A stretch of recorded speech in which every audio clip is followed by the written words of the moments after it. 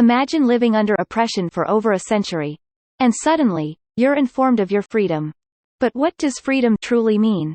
Dive with me into the intricate tales of the Emancipation Proclamation and the ripple effects it created. Greetings everyone, today, we'll journey through the immediate aftermath of the Emancipation Proclamation issued in 1862. We'll delve into the reactions of the enslaved and their owners, the challenges the newly emancipated faced, and the enduring legacy of this pivotal event in American history. If you find this video interesting, please support us by hitting the like button. Now, let's get started. President Abraham Lincoln issued the Emancipation Proclamation on September 22, 1862, which freed slaves in Confederate-held territories. This event was a major turning point in the history of the U.S., as it changed the face of American society at the time. Enslaved individuals likely celebrated the news, anticipating a brighter future. However, the reality was nuanced.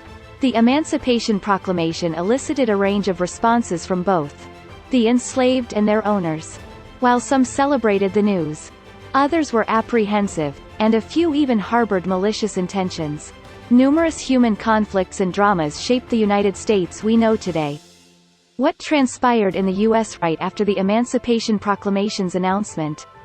Behind the great turn of history, there was not only hope for the enslaved people, but also an unavoidable reality.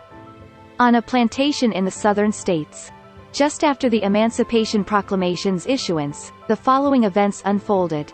Then, African Americans were enslaved on plantations, laboring extensively under their white owners, often without compensation.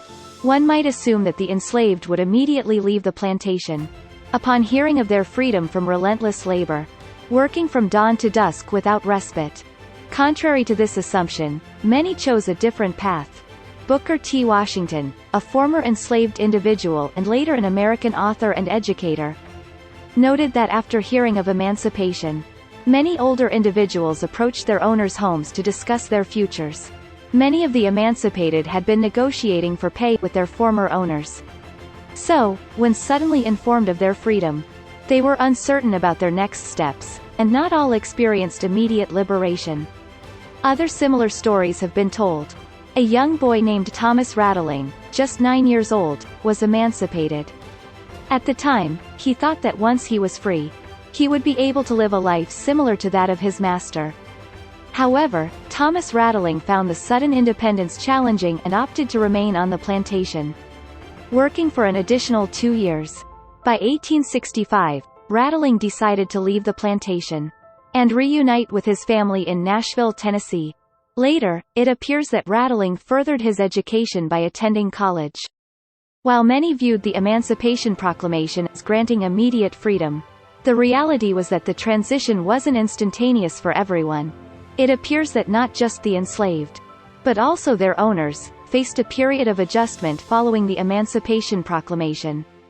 Upon hearing the news of emancipation, some plantation owners asked their former slaves to sign a contract, guaranteeing that they would cultivate the crops. The agreement was that the compensation would be paid in installments at the time of the fall harvest. Indeed, if you think about it, the plantation owners would be in trouble if they suddenly ran out of labor, since the slaves were providing the labor force. So what were the actual conditions under which the contracts were made?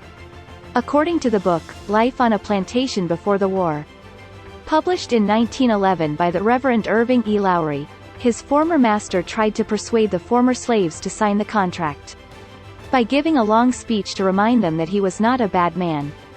The master gave this speech: "Listen to me very carefully, everyone. We have never been bad people. Would never have had a supervisor, nor would I have hired a hound. And I would never have separated mothers from their children, husbands from their wives." He added, "Everyone is welcome to stay on my plantation as long as they want. And if they suffer any abuse for being outside the plantation, it is their own fault, not mine." He said. From a contemporary perspective, such words might sound patronizing. However, it is said that all but one of the former slaves signed the contract after hearing his speech. Thus, neither the people who were slaves nor the masters who hired them changed their situation immediately after the Emancipation Proclamation was issued. Many other owners attempted similar manipulative tactics. But these efforts were short-lived. Because the Emancipation Proclamation was, so to speak, an order from the state, and penalties would be imposed if it was not obeyed. And masters of the time had no choice but to give up their slaves. The Diary of James T. Ayers, chronicling his recruitment efforts for the Union Army, reveals that some owners attempted to hide the news of emancipation. Ayers was an Army recruiter who traveled around the South, trying to recruit newly freed former slave men to join the Army. This would naturally lead to a tussle between him and the slave masters.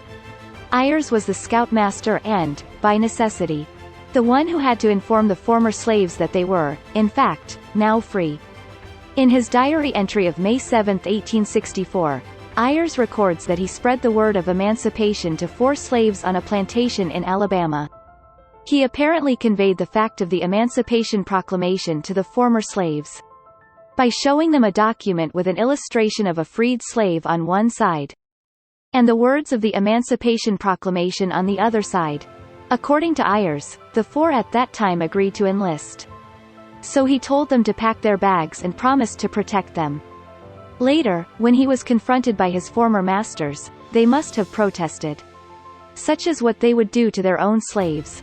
Ayers pulled out a revolver and, in the tone of an action movie hero, calmly said, "I'm not going to lay a finger on you. I won't harm a single hair on your head. I have only come to take back your slaves. Or rather, those who are now members of our army." Ayers, celebrated for his bravery, is credited with recruiting hundreds of black soldiers for the Union, and enlightening thousands about their newfound freedom before his untimely demise in September 1865. We've now explored the diverse reactions and challenges surrounding the Emancipation Proclamation. Many masters did not want to free their slaves, and many tried to hide the news of their emancipation.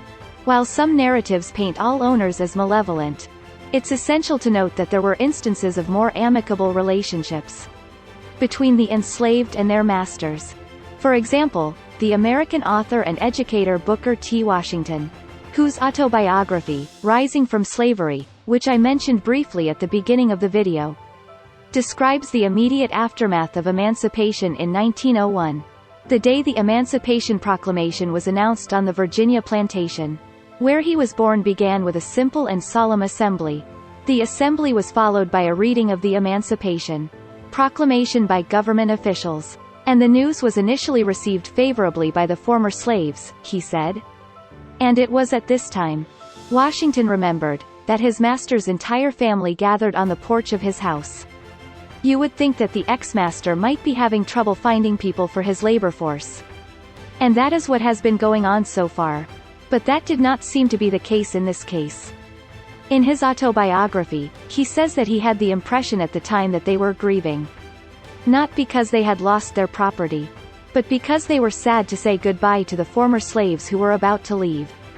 This episode underscores the unique bond Washington shared with his former owner's family. And while the story so far sounds like a beautiful ending to the movie, the reality, of course, does not end here. Life awaited the emancipated after their liberation. What happened to them afterwards, Washington mentions. After the initial joy awoke, many former slaves say, they began to feel insecure about what freedom really meant. Washington records that he felt that being free meant being responsible for his own actions, that he had to think and plan for himself, and that his children would be his own guardians. He also noted that some of the slaves were in their 70s and 80s, and lacked the ability to be independent. As a result, he says, many slaves, especially the older ones, chose to remain on the plantation. While it is true that they are now free, the change is so sudden that it is easy to see that many are at a loss as to what to do in the future. So many of them continue to live in the employer-laborer relationship, even after their position as master and slave had been eliminated. The Memoirs of Samuel Clement by Samuel Clement describes those days.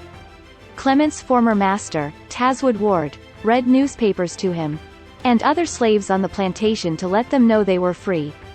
He walked up to the slaves' house and told them, men and women, you are as free as birds in the sky. The Lord then held up the newspaper and read it, informing the slaves that the Confederate Army had surrendered to the Union Army, marking the end of the Civil War. He then offered to pay them for their crops if they would stay, he said. This offer was accepted by all but one man. As with the previous story, it seems that these were former slaves and masters, who had a relatively good relationship with each other.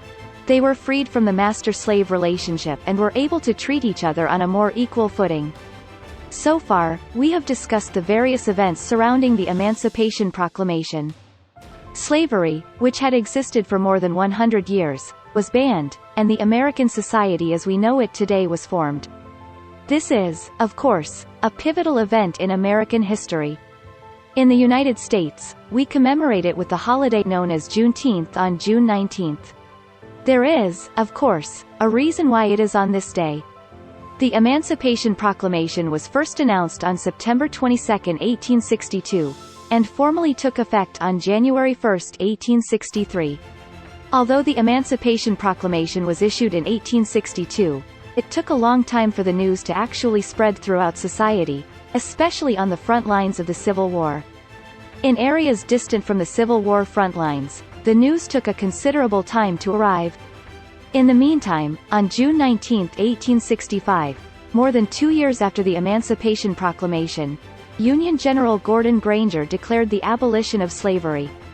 Especially in Texas, where emancipation had been slow, Granger's proclamation ensured equal personal and property rights for all, transitioning the relationship from master-slave to that of employer and laborer. This led to a response in areas where emancipation had been slow to occur, and eventually June 19th became the new holiday to commemorate emancipation. Until the late 19th century, Juneteenth was primarily celebrated within the black community. However, the civil rights movement of the 1950s and 1960s, coupled with ongoing discrimination against black individuals, led to a broader recognition of the holiday. As a result, it became an official state holiday in Texas in January 1980 and became widely recognized in the 21st century. While the Emancipation Proclamation stands as a symbol of joy and freedom, it also unveiled various conflicts and complexities between individuals. For the emancipated, the elation of freedom was palpable, yet it was intertwined with the apprehension of navigating newfound liberty. Thank you for watching. Don't forget to like, comment, and subscribe for more insightful content. Take care and see you in the next video. Goodbye.